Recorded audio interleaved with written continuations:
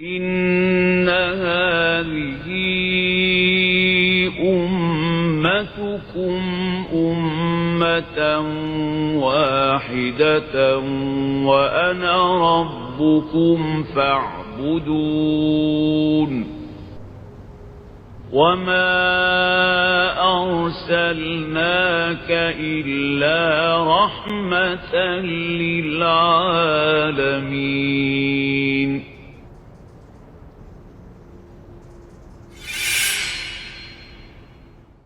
إلى هذه المصالح وإلى حضرة النبي الفاتحة. أعوذ بالله من الشيطان الرجيم. بسم الله الرحمن الرحيم.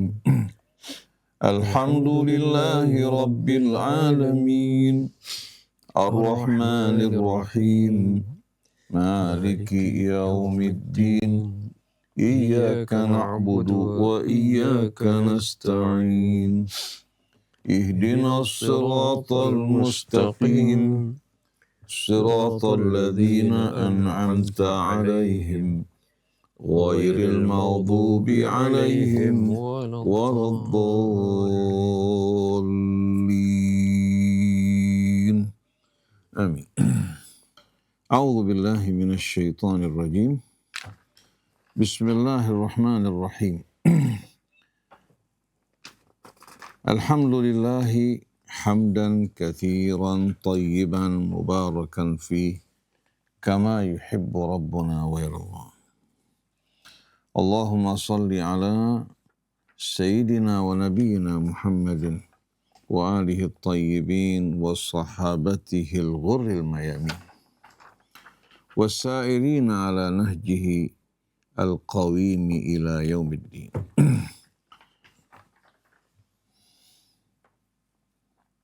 سبحانك لا علم لنا إلا ما علمتنا إنك أنت العليم الحكيم.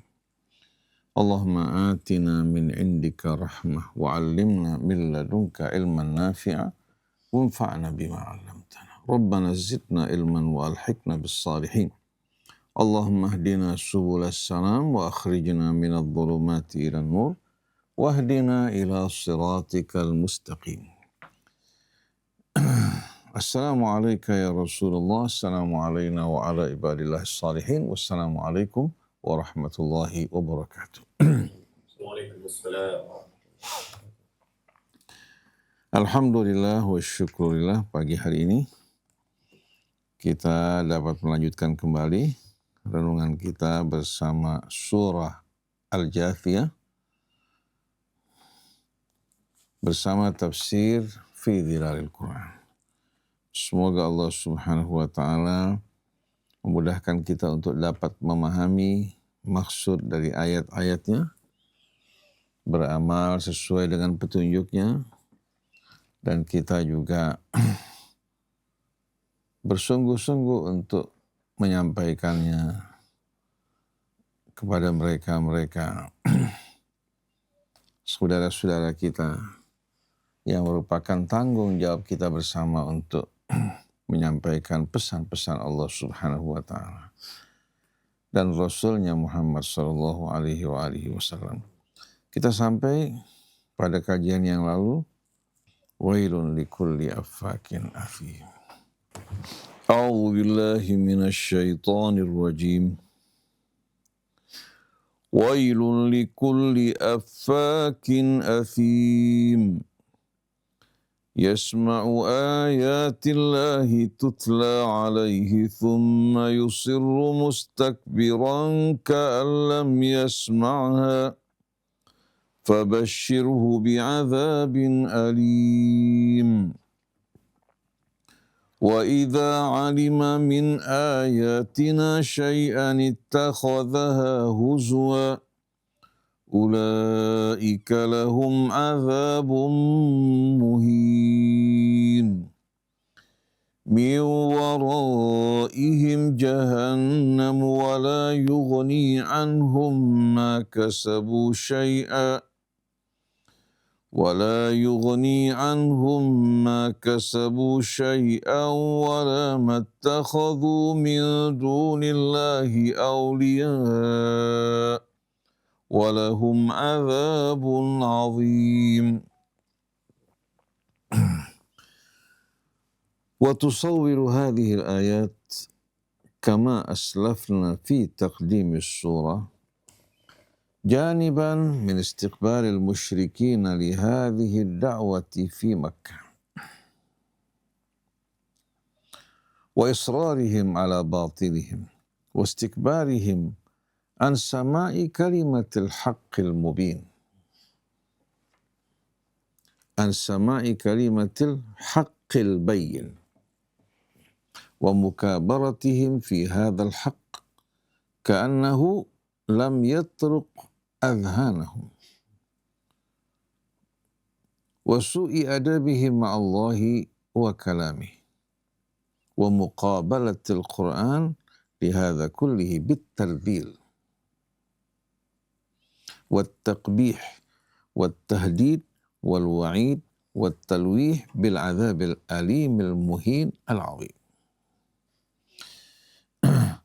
Bisa juga wa muqabalatul Quran. Di sini wa tusawwiru hadhil ayat muqabalatul Quran. Lihadza kullihi bitardil wat taqbih wat tahdid wal wa'id wat talwih bil adzabil alimil muhinil azim. Wailun likulli affakin athim.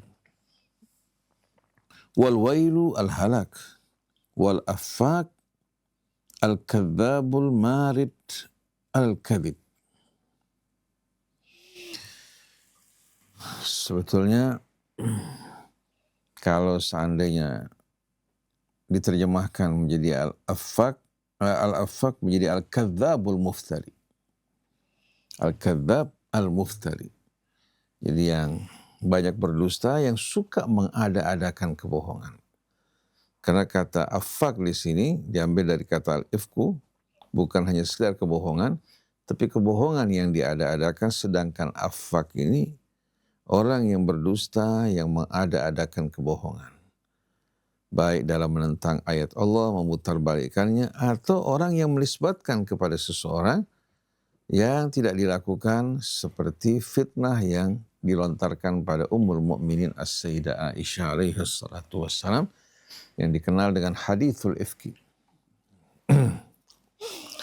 Jadi wal wailu al halak wal affak al kadzabul muftari. Tambahannya al-marid al-kadzib wal athimul kathiru wal athim al-kathirul al-muqarafati lil ithmi. Al-kathir al-muqarafah lil ithmi. Kata kerjanya biasa iqtarafa yaqtarifun. Sayajzihim bima kanu yaqtarifun. Wa tahdidu syamilun likullin min hadhihi من هذه صفته وهو تهديد صادر عن الله القوي القاهر الجبار القادر على الهلاك والدمار الصادق الوعد والوعيد والإنذار فهو تهديد رهيب فهو تهديد di sini pakai raghib salah ini. Fahuwa tahdidun rahib. Si raib. Oh, pakai titik sih. Iya. Fahuwa tahdidun ra'ibun mufzi'un marhub.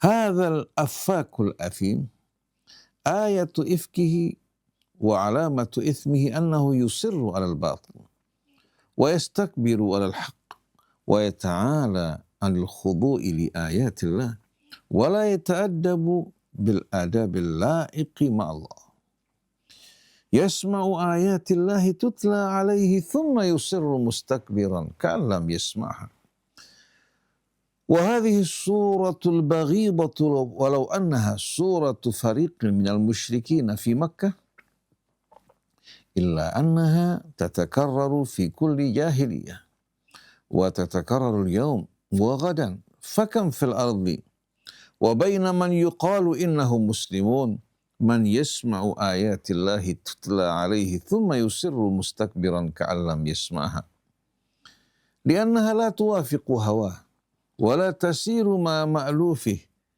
ولا تعاونه على باطله ولا تقره على شره ولا تتمشى له مع اتجاه فبشره بعذاب أليم. والبشارة للخير فهي هنا للسخرية، فإذا كان لا يسمع النذير فليأته الويل المنظور في صوت البشير زيادة في السخرية والتحقير. وإذا علم من آياتنا شيئا اتخذها هزوا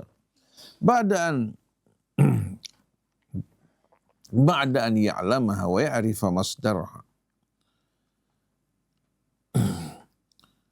وهذه أشد وأنكى، وهي صورة كذلك مكرورة في الجاهلية الأولى والأخيرة. وكم من الناس وبين من يقال إنهم مسلمون من يستهزئ بآيات الله التي يعلمها ويتخذ مادة للسخرية منها وممن يؤمنون بها وممن يريدون أن يرجعوا أمر الناس والحياة إليها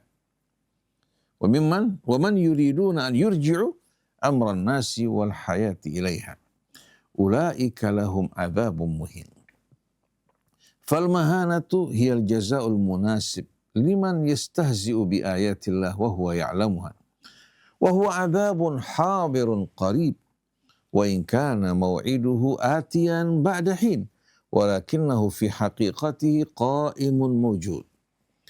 من ورائهم جهنم، ولفظ من ورائهم مقصودة ظلاله فوق معنى، وظلاله أنهم لا يرونه لأنه من ورائهم ولا يتقونه لأنهم في غفلة عنه، ولا يفوتهم فهم سيقعون فيه، ولا يغني عنهم ما كسبوا شيئا ولا ما اتخذوا من دون الله أولياء.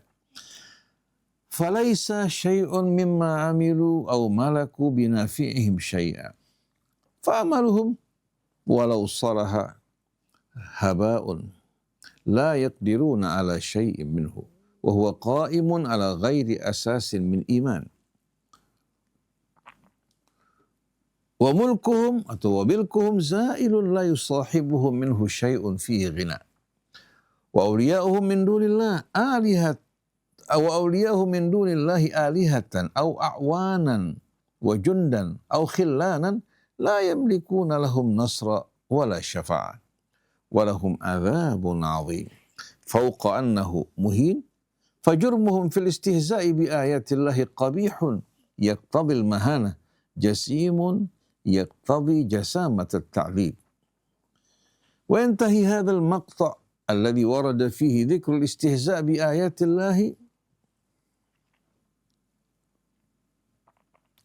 والصد عنها والاستكبار بكلمة عن حقيقة هذه الآيات بكلمة من حقيقة هذه الآيات وجزاء من يكفر بهذه الحقيقة في إجمال. هذا هدى، والذين كفروا بآيات ربهم لهم عذاب من رجز أليم. إن حقيقة هذا القرآن أنه هدى خالص مصفى، هدى محض لا يشوبه ضلال. فالذي يكفر بعد ذلك بالآيات وهذه حقيقتها يستحق ألم العذاب الذي يمثله توكيد معنى الشدة والإيلام. فالرجز هنا هو العذاب الشديد، والعذاب الذي يهددون به هو عذاب من رجز أليم. تكرار بعد تكرار وتوكيد بعد توكيد يليق بمن يكفر بالهدى الخالص المحض الصريح. والله أعلم. بسم الله الرحمن الرحيم. ربنا زدنا علما وألحقنا بالصالحين. Kita berusaha memahami beberapa kata dalam Al-Quran, kembali kepada Al-Quran itu sendiri. Kata al-ifku kalau kita kembali pada ayat 11, ya. Begitu juga ayat 12 dari surah An-Nur. Innal ladzina ja'u bil ifki usbatum minkum la tahsabuhu syarran lakum bal huwa khairul lakum likulli imri'in minhum maktasaba minal itsm walladzi tawalla kibrahu minhum lahu adzabun 'adzim. Sesungguhnya mereka-mereka yang membawa kebohongan atau berkeliling menyebarkan kebohongan adalah segolongan dari kalian. Kalian jangan menganggap hal ini merupakan hal yang buruk bagi kalian.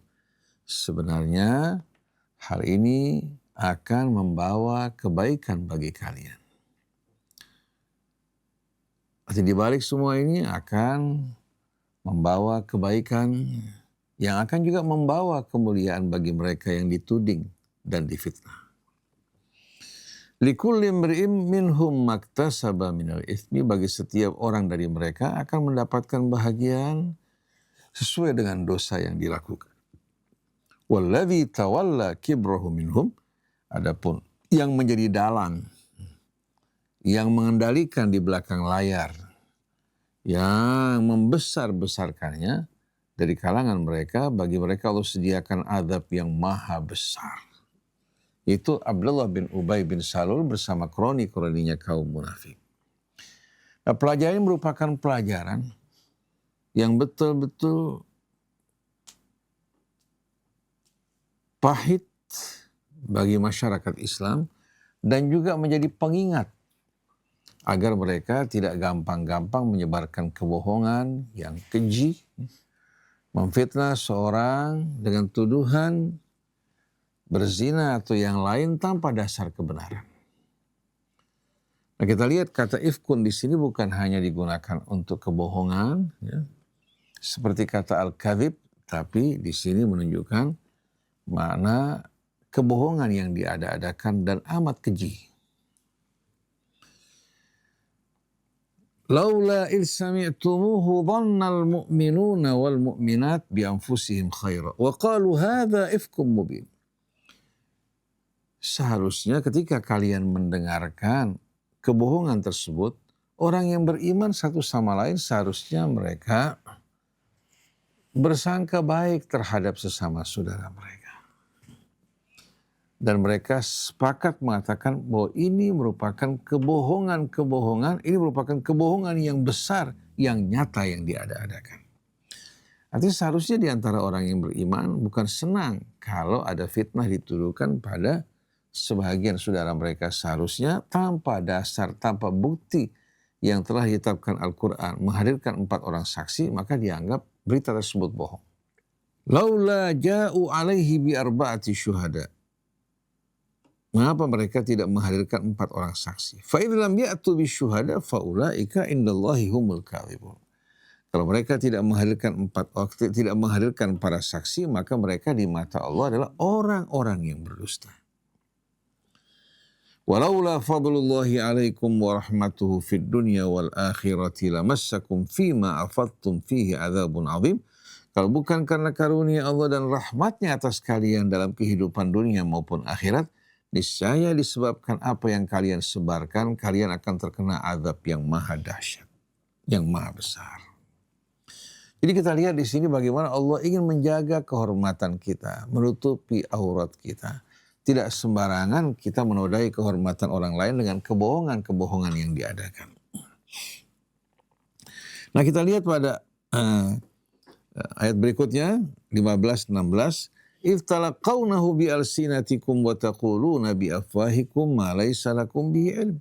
Ketika kalian menyambut dengan lidah kalian. Jadi berita bohong tersebut disambut dengan lidah, lalu tanpa difikirkan, tanpa direnungkan, tanpa diiringi dengan bukti, kalian menyebarkan dengan mulut kalian apa-apa yang kalian tidak sama sekali miliki ilmunya atas dasar keyakinan. Wa tahsabunahu hayyinan wa huwa indallahi 'azim. Kalian menganggap hal ini sepele padahal di mata Allah merupakan hal yang besar. Nah, kita lihat ifkun di sini ya, diartikan juga buhtan. Walaula is sami'tumuhu qultum ma yakunu lana an natakallama bihadza subhanaka hadza buhtanun 'adzim. Seharusnya kalian ketika mendengarkan berita tersebut, kalian berkata, tidak patut kita membicarakan hal ini. Maha suci engkau. Ini merupakan kebohongan yang diada-adakan yang amat besar. Kata buhtan diambil dari kata bahata yabhatu, maknanya hampir sama dengan al-ifku. Satu hari Nabi ditanya tentang al-ghibah. Ketika Rasulullah mengatakan bahwa ghibah itu merupakan dosa besar, dia mengatakan, ya Rasulullah, yang kami bicarakan memang terbukti ada pada orang tersebut. Dijawab, in kana fihi ma qult faqad irtabta. Kalau kamu ceritakan apa adanya dari keburukan orang tersebut, berarti kamu menghibah dirinya. Fa in lam yakun fi faqad bahatta.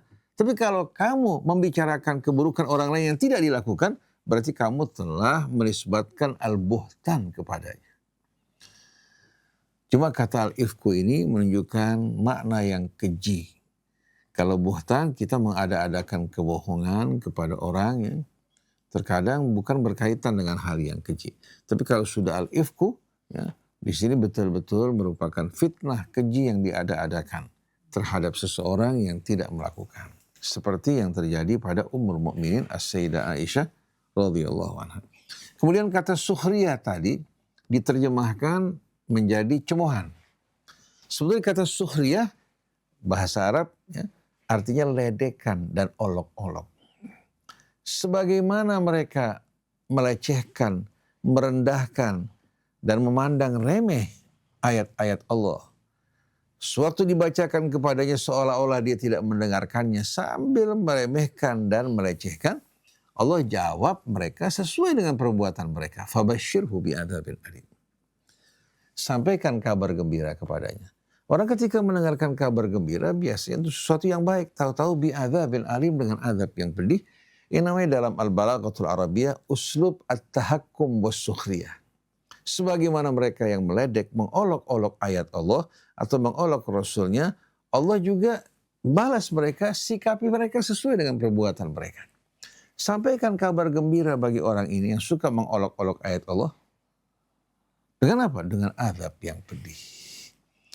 Nah, uslub semacam ini betul-betul menunjukkan bagaimana keadilan Allah Subhanahu wa taala dalam menyikapi orang-orang yang melakukan perbuatan-perbuatan yang tidak baik. Tapi sebaliknya, pada orang-orang yang berbuat kebaikan, balasan Allah Subhanahu wa taala bukan hanya adil, bahkan Allah balas mereka dengan yang lebih baik lagi. Amal yang singkat dengan balasan yang kekal dan abadi. Amal yang sedikit dibesarkan dan dilipat gandakan dengan melihat keikhlasan orang tersebut dalam beramal. Nah, kalau kita perhatikan ikhwan, akhwat yang dirahmati Allah Subhanahu wa taala, setelah Allah Subhanahu wa taala menunjukkan ayat-ayat kebesarannya pada kajian kita yang lalu, Allah Subhanahu wa taala menerangkan kepada kita, mengajak kita untuk berfikir dan membuka akal kita agar kita dalam menerima sesuatu, apalagi mengimaninya, harusnya atas dasar ilmu, bukan atas dasar ikut-ikutan atau angan-angan. Nah, kita lihat di sini dimulai dari awal surah Hamim. Setelah itu dilanjutkan dengan tanzilul kitabi minallahil azizil hakim. Pembukaan ini saja sudah betul-betul menyentak kita. Karena apa yang kita baca dan apa yang kita dengar ini bukan datang dari makhluk, tapi datang dari sisi Allah pencipta kita, penguasa kita, pencipta dan penguasa alam semesta yang telah melimpahkan rahmat dan kasih-Nya kepada umat manusia. Jadi Alkitab ini diturunkan dari sisi Allah yang maha perkasa lagi maha bijaksana. Lalu Allah mengajak kita untuk merenung, membuka akal fikiran kita. Inna fis samawati wal ard. Sesungguhnya di langit maupun di bumi, kemana mata kita memandang, la ayatin lil mu'minin. Merupakan tanda-tanda bagi orang yang beriman. Dimulai untuk orang yang beriman, karena hanya orang yang beriman yang terbuka hatinya untuk merenungkan dan mendengarkan kebenaran. Adapun orang-orang yang kafir, baik kita berikan peringatan, bahkan kita membawa bukti-bukti yang bermacam-macam, mereka tak akan beriman bukan karena tidak jelasnya kebenaran, tapi karena kebenaran tidak sejalan dengan hawa nafsu mereka, tidak mendukung mereka dengan apa yang mereka inginkan. Seperti firman Allah dalam suratul An'am, walau annana nazzalna ilaihimul malaikah wa kallamahumul mauta wa hasyarna alaihim kulla syai'in qubula ma kanu liyu'minu illa an yasha'allah. Kalau seandainya kami turunkan malaikat, semua diturunkan oleh Allah. Orang yang mati dibangkitkan untuk berbicara. Kami memanggil segala sesuatu untuk menjadi saksi akan kebenaran Rasul. Dan apa yang disampaikan, sekali-kali mereka tak akan beriman kecuali dengan kehendak Allah. Dan Allah tidak menghendaki orang-orang yang zalim, orang-orang yang ingkar, orang-orang yang sombong untuk mendapatkan kemuliaan, menerima kebenaran. Oleh karena itu walaupun mata mereka terbuka, telinga mereka terbuka, tapi sebetulnya hati mereka tertutup. فَإِنَّهَا لَا تَعْمَلْ أَبْصَارُ وَلَكِنْ تَعْمَلْ قُلُوبُ الَّتِي فِي الصُّدُورِ. Jadi ayat-ayat ini baru dapat dicerna, diresapi oleh orang-orang yang hatinya terbuka untuk menerima kebenaran. وَفِي خَلْقِكُمْ وَمَا يَبُثُّ مِنْ دَابَّةٍ آيَاتٌ لِقَوْمِ يُوقِنُونَ. Dan pada ciptaan kalian, kalau kalian mau merenung, menyaksikan keajaiban penciptaan kalian. Dan apa yang Allah tebarkan di muka bumi dari hewan-hewan melata yang bermacam-macam. Ayatun liqaumi yuqinun merupakan ayat-ayat, tanda-tanda, bukti-bukti bagi mereka yang yakin. Setelah beriman, keyakinannya tumbuh sebagaimana yang diungkapkan oleh Imam Ali. Dimulai dari ma'rifat, kemudian dari ma'rifat menuju tasdiq.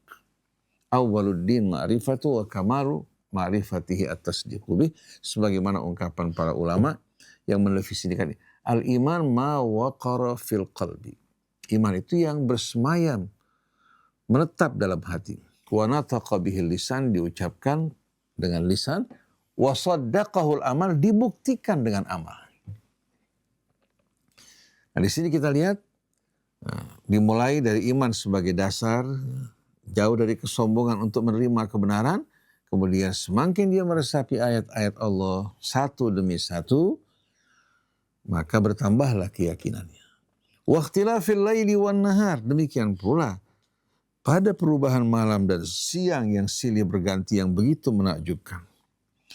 Wa ma anzalallahu minas sama'i mir rizq, dan apa yang Allah turunkan dari langit yang menjadi pembawa rizki bagi manusia, baik itu hujannya, cahaya mataharinya, anginnya, oksigennya. Tanpa oksigen tidak mungkin kita dapat hidup.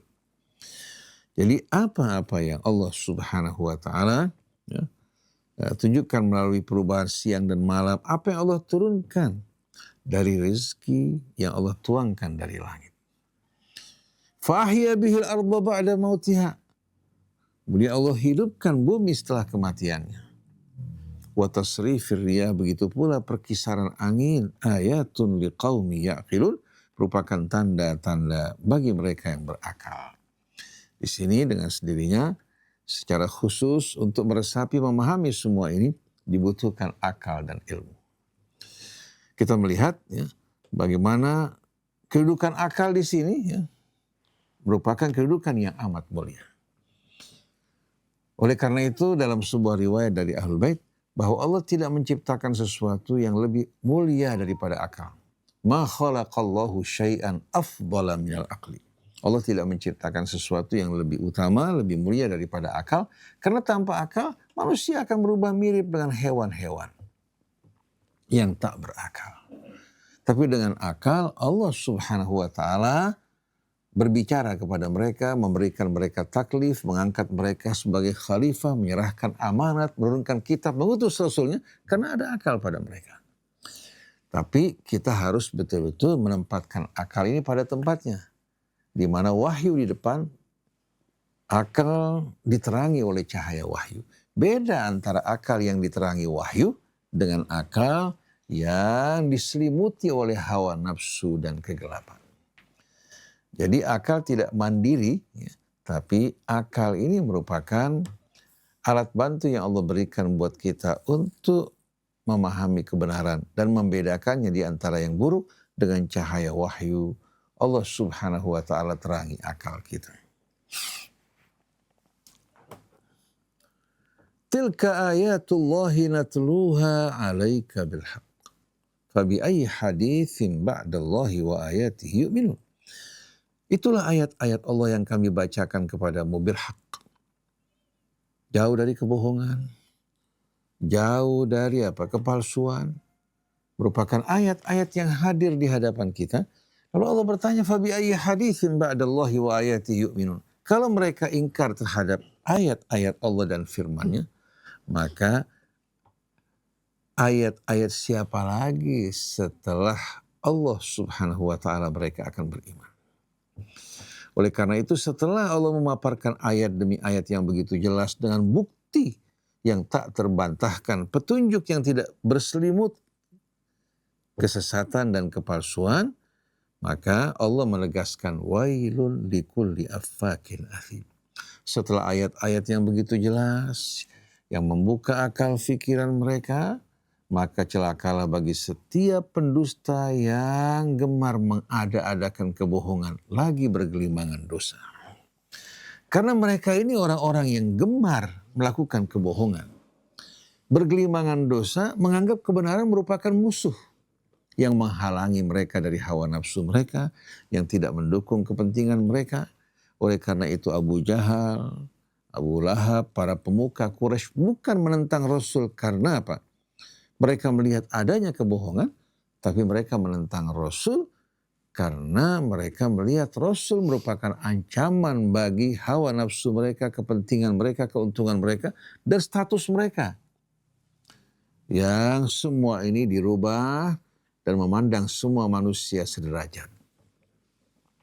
Sebagaimana firman Allah dalam suratul An'am, qad na'lamu innahu la yahzunuka alladhi yaqulun. Sungguh kami mengetahui bahwa kamu berduka, bersedih dengan apa yang mereka ucapkan dari cemoohan cacian.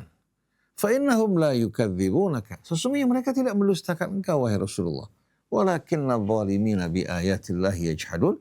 Tapi orang-orang yang biasa berbuat zalim, mereka ingkar terhadap ayat-ayat Allah. Karena ayat-ayat Allah merupakan musuh dari kezaliman dan orang-orang yang zalim.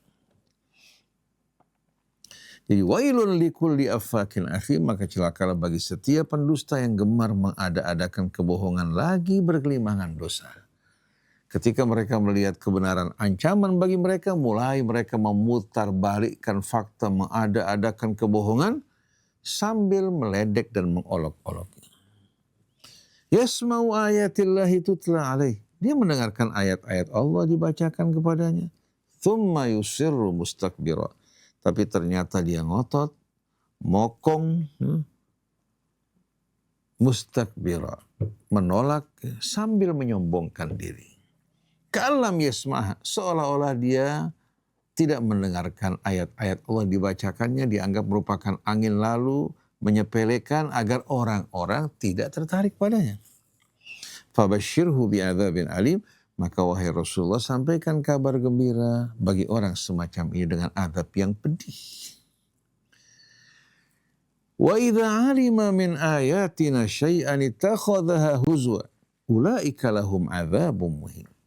Kalau dia memahami, mengetahui sebahagian dari ayat-ayat kami, bukan dia menerima, tapi dia jadikan sebagai bahan olok-olokan dan ledekan. Sesuai dengan perbuatannya, untuk perhatikan di sini, ulaika lahum adzabun muhin. Sesungguhnya mereka Allah sediakan azab yang menghinakan mereka. Sebagaimana mereka menghina ayat-ayat Allah, padahal dia tahu kebenarannya, Allah juga menghinakan dirinya dengan azab yang akan menghinakan di dunia maupun di hari akhirat.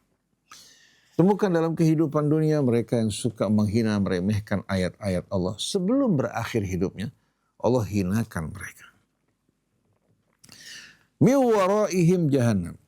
Kita lihat dalam terjemahan, di belakang mereka terdapat api neraka jahanam. Kalau ungkapan Said Qutb ya, sesuai juga dengan kata ini yang berarti di belakang mereka api neraka jahanam menyusul mereka, memburu mereka. Mereka tidak melihat, tidak memperhatikannya, mereka asyik dengan dunia yang mereka Yang mereka sedang geluti, dengan angan-angan yang panjang, mereka tidak menyadari bahwa di belakang mereka api neraka jahanam memburu mereka. Ajal juga melintang di hadapan mereka. Tak mungkin mereka akan mampu melarikan diri. Ungkapannya lebih indah daripada kita menggunakan kata di hadapan mereka. Karena yang ada di hadapan mereka adalah dunia. Angan-angan. Mereka asyik beriforia, tidak menyadari bahwa di belakang mereka ada yang lebih mengerikan daripada binatang buas yang membuka mulutnya, yaitu api neraka jahanam yang siap untuk memangsa dirinya. Wala yughni anhum ma kasabu syai'a. Dan semua yang mereka hasilkan, mereka kumpulkan dalam kehidupan dunia, harta benda, kedudukan, status, gelar, takkan menolong dan menyelamatkan mereka sedikit pun. Wala mattakhadhu min dunillahi awliya. Demikian pula yang mereka angkat selain dari Allah Subhanahu wa taala, dari wali-wali yang mereka percayakan hidup mereka kepada mereka.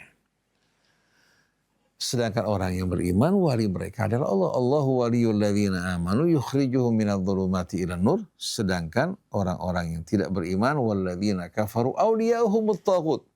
Mereka bukan punya satu wali, tapi wali-wali mereka taghut. Semua yang memalingkan mereka dari Allah dan kebenaran, yang tidak memiliki kekuatan sedikit pun. Walahum adzabun azim, dan bagi mereka Allah sediakan azab yang maha besar. Kita lihat di sini mereka membesarkan dunia, membesarkan selain Allah. Azab yang Allah sediakan juga buat mereka adalah azab yang maha dahsyat dan besar. Hadza huda. Ini adalah petunjuk. Tak ada petunjuk yang sebanding dengan Al-Quran. Petunjuk yang murni, la yashubuhu dhalal. Tadi terjemahkan tidak ditutupi, tapi yang betul tidak bercampur. Labanun masyub artinya susu yang bercampur dengan unsur yang lain, yang dipalsukan. Jadi la yashubuhu dhalal, yang tidak bercampur sedikit pun dengan kesesatan. Tidak pula terdapat kebengkokan, tidak pula dihinggapi oleh kebatilan. La ya'tihil batilu min baini yadih. Jadi hadza huda, kalau bicara mengenai petunjuk, inilah petunjuk yang sejati yang sebenarnya. Apa yang bertentangan dengan petunjuk ini batil. Walladzina kafaru bi ayati rabbihim lahum adzabun min rijzin alim. Adapun orang-orang yang ingkar terhadap ayat Tuhan mereka, keingkaran mereka dibalas oleh Allah dengan azab yang pedih, juga azab yang amat dahsyat yang menjijikkan. Ar-rijzu diartikan azab, tapi di sini mengandung hal yang menjijikkan. Seperti kalau orang memandang hal-hal yang buruk yang menjijikkan, hadza rijzun. Ya. Nah di sini kita lihat sifat, ya, dua sifat ini menyatu menjadi satu. Lahum adzabun min rijzin alim. Kesombongan mereka, keangkuhan mereka dibalas oleh Allah dengan azab yang pedih.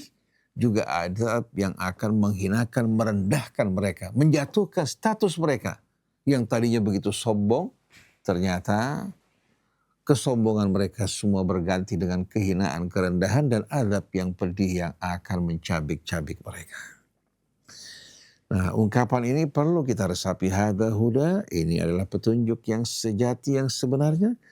Wa kullu ma khalafahu fahuwa batil. Setiap yang menyalahi Quran maka dia batil.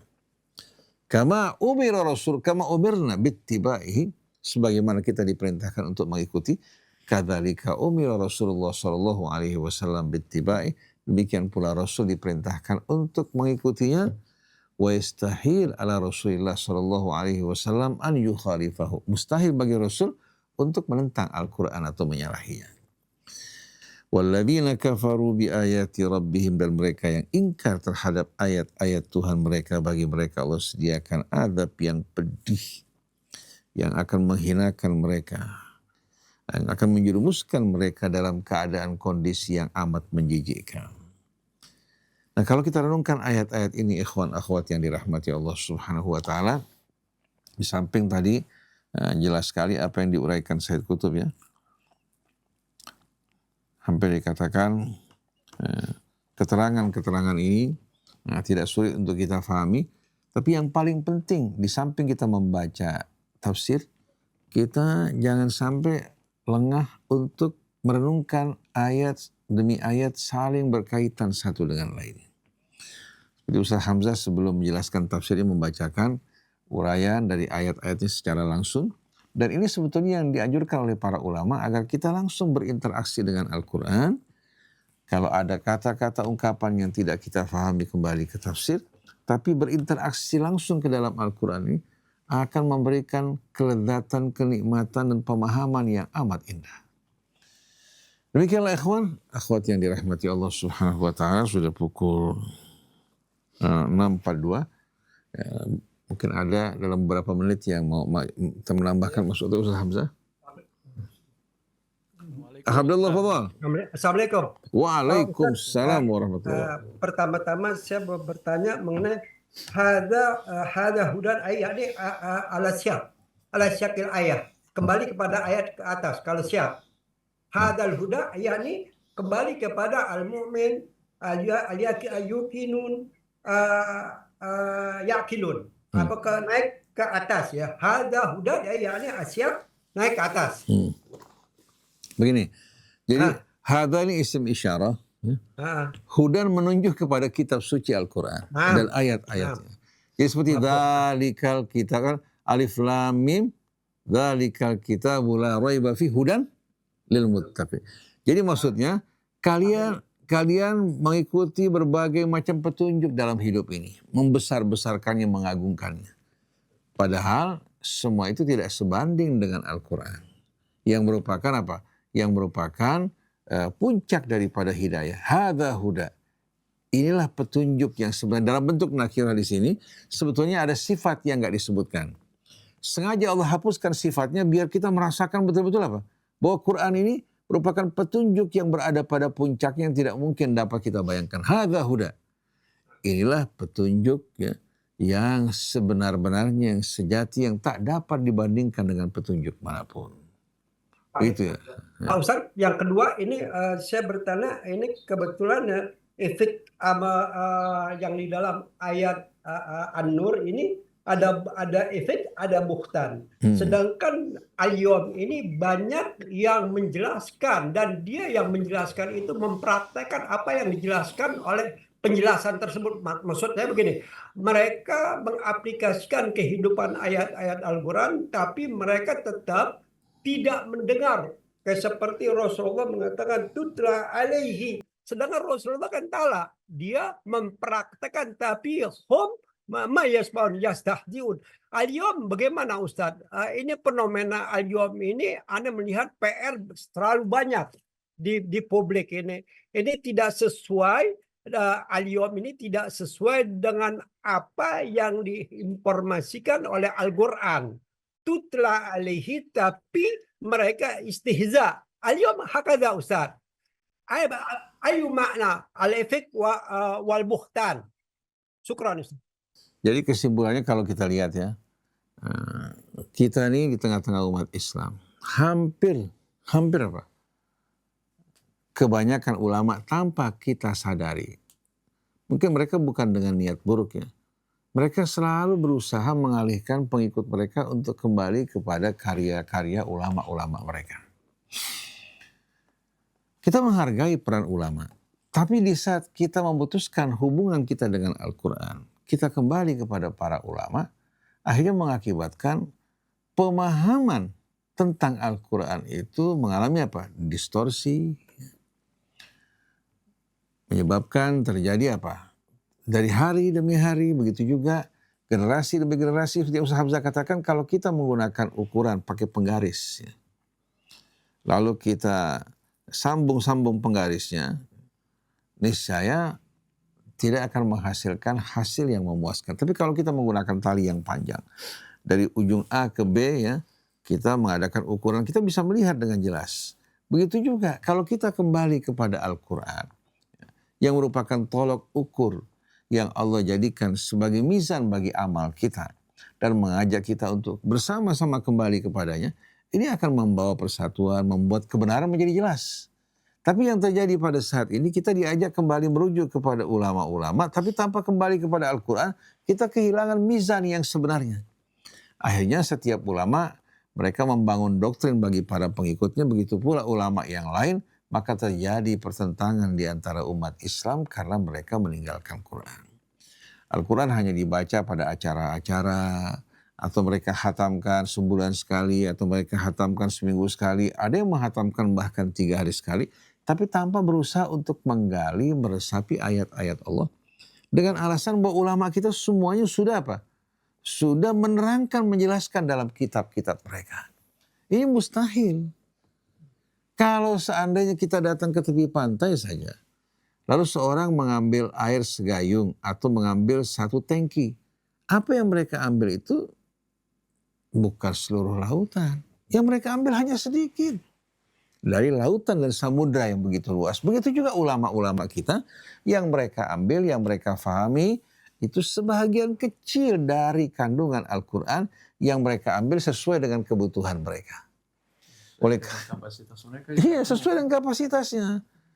Oleh karena itu Ustaz Hamzah, terkadang Allah berikan pemahaman-pemahaman yang kita nggak fahami. Begitu juga Abdullah terkadang tanpa disadari, nggak harus Ustaz besar, memahami dari ayat Quran yang orang lain tidak fahami. Oleh karena itu ayat-ayat Quran ini betul-betul merupakan apa? Merupakan samudra yang tak bertepi. Karena datangnya dari Allah Subhanahu wa taala, ilmunya yang tak bertepi. Orang yang datang ke samudra mengambil sesuatu bukan menguasai seluruh samudra, hanya sedikit, wa ma utitu minal ilmi illa qalilan. Jadi karena selama ini kita diputuskan hubungan kita dengan Al-Quran, bahkan di tempat-tempat tahfidz Quran, orang menghafal Quran, membaca dengan suara indah, tapi kalau ditanya kandungannya mereka tidak paham. Sebagai contoh aja, kita di Masjid Sunda Kelapa yang menjadi imam semuanya hafidz. Tapi ternyata mereka tidak tahu bagaimana cara menyampaikan Al-Quran.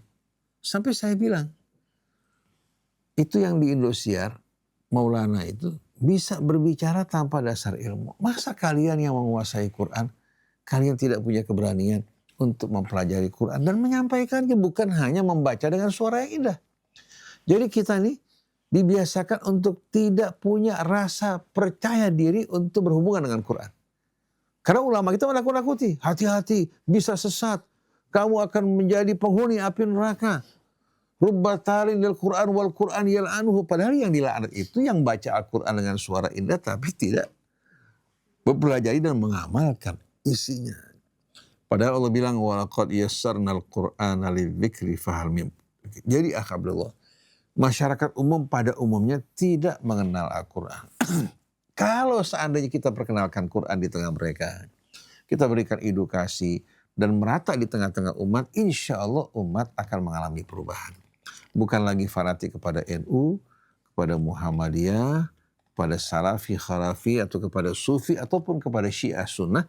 Karena Quran, kitab suci yang datang dari Allah. Allah Tuhan semesta alam, bukan Tuhannya Syiah, bukan Tuhannya Sunnah, bukan Tuhannya NU, bukan Tuhannya Muhammad, tapi Rabbul Alamin. Dan dia memperlakukan kita dengan adil, bahkan dengan penuh rahmat dan kemurahan. Ini yang hilang dari kita, seolah-olah Allah itu hanya Tuhannya Syiah atau Tuhannya Sunnah. Sunnahnya pun bukan sesuai dengan sunnah, tapi klaim. Begitu juga banyak mengaku sebagai pengikut Ahlul Bait, itu juga cuma klaim. Belum tentu Ahlul Bait mengakui mereka, belum tentu Rasul mengakui mereka. Nah kita di sini ingin menjauhkan dari kesombongan atau kebanggaan atau merasa paling sempurna. Kita ingin menyesuaikan diri kita dengan Al-Quran. Kemudian menyampaikan kepada umat, mengajak mereka untuk betul-betul berinteraksi dengan hati yang tenang, mempelajari Quran sesuai dengan kemampuan mereka. Ada seorang ustadz dari latar belakang pemabuk. Allah kasih subhanallah dia belajar Quran, dia bertobat. Dan di saat dia menerangkan Quran, dari hasil pelajaran dia, dari terjemahan-terjemahan Quran dan tafsir bahasa Indonesia, terkadang melahirkan pemahaman yang luar biasa menarik. Dari latar belakang orang yang tadi pemabuk. Nah pada masa Rasul, orang-orang Arab gak belajar nahu, gak belajar sorof, gak belajar balaghah. Tapi sewaktu mereka dibacakan Al-Quran, hatinya bergetar. Sampai dalam ungkapan seorang wanita, walaupun dia belum mendalami agama secara mendalam dan berpakaian dengan agama, dia mengatakan apa? Islam, Al-Quran itu punya keunikan. Di antaranya mu'jizat atau i'jaz at-tanghim fil Quran. Di mana bina lughawi, bangunan bahasanya itu membuat Quran itu amat unik. Hingga bangsa Arab sebelum meresapi maknanya, ketika mendengarkan Al-Quran dibacakan langsung mereka bergetar. Begitu mereka meresapi maknanya, mereka dipaksa untuk tunduk, bahkan sujud di luar kemauan mereka. Afa min hadzal hadithi ta'jabun wa tadhakuna wa la tabkun wa antum samidun fasjudu lillahi wa'budu. Ketika ayat terakhir dibacakan dari suratul Najm di hadapan kaum musyrikin, subhanallah mereka di luar kesana langsung mereka sujud. Jadi Quran ini punya kekuatan yang luar biasa. Maka bukan kita yang menjaga Al-Quran, bukan kita yang menghafal Al-Quran, tapi Quran yang menjaga kita. Anda merasakan tanpa Al-Quran, kita nggak tahu mau bicara apa. Ada penceramah mengatakan, Ustaz saya ini kehabisan bekal. Saya bilang Quran sebaik-baiknya bekal. Dia merupakan samudra yang tak bertepi, kekayaan yang tidak akan pernah berakhir. Begitu kita resapi Quran, kita akan menemukan keindahan. Nah, sebagai ungkapan syukur kita yang mendapatkan hidayah Al-Quran, mudah-mudahan Allah bersihkan hati kita. Kita mengajak juga orang untuk memahami Al-Quran. Nah, Abdullah juga menyampaikan kepada umat, setiap orang bukan hanya mendengar, tapi juga menyampaikan agar kita dikumpulkan bersama kekasih Allah. Nabi kita Muhammad SAW, begitu juga Ahlul Baitnya, begitu juga sahabat-sahabat Nabinya. Dan Allah jadikan hati kita lembut, mengajak kepada keindahan kebenaran dengan cara yang lembut, dijauhkan dari sikap-sikap yang tidak benar. Subhanakallahumma bihamdik asyhadu an la ilaha illa anta astaghfiruka wa atubu ilaik. Wal afu minkum wassalamualaikum warahmatullahi wabarakatuh. Bismillahirrahmanirrahim. Alhamdulillahirabbil alamin. Allahumma shalli wa sallim ala sayyidina Muhammadin wa ala ali sayyidina Muhammad. Amin. Rabbana anfa'na bima 'allamtana wa 'allimna alladhi yanfa'una Amin ya wa Rabb. faqihna wa faqih lana Amin. wa qarabatin lana fi dinina. Amin. ما أهل الكتر أنثى وذكر Amin. ربي وفقنا ووفقهم لما آمين ترتضي يا رب. قولا وفعلا كرما آمين وارزق آمين. كل حلالا دائما آمين يا رب يا وآخر مجيب ولا السائلين. وآخر نتقى ونهضى بالخير ونهفى كل شر. آمين يا ربنا أصلح لنا كل الشؤون وأقر بالرضا منك العيون Amin ya Rabb. واقضي عنا ربنا كل الدين قبل أن تأتينا رسل المنون واغفر استر أنت أكرم من ستر. وصلاة الله تغشى المصطفى من الحق دعانا والوفاء آمين. بكتاب فيه للناس الشفاء وعلى الآل الكرام الشرفاء وعلى الصحب المصابه الغرر. اللهم اهدنا بهداك واجعلنا ممن يسارع في رضاك Amin. ولا تولنا وليا سواك ولا تجعلنا ممن خالف أمرك وعصاك. آمين. حسبنا الله ونعم الوكيل ولا حول ولا قوة إلا بالله العلي العظيم. وصلى الله على سيدنا محمد وآله وصحبه وسلم. الحمد لله رب العالمين.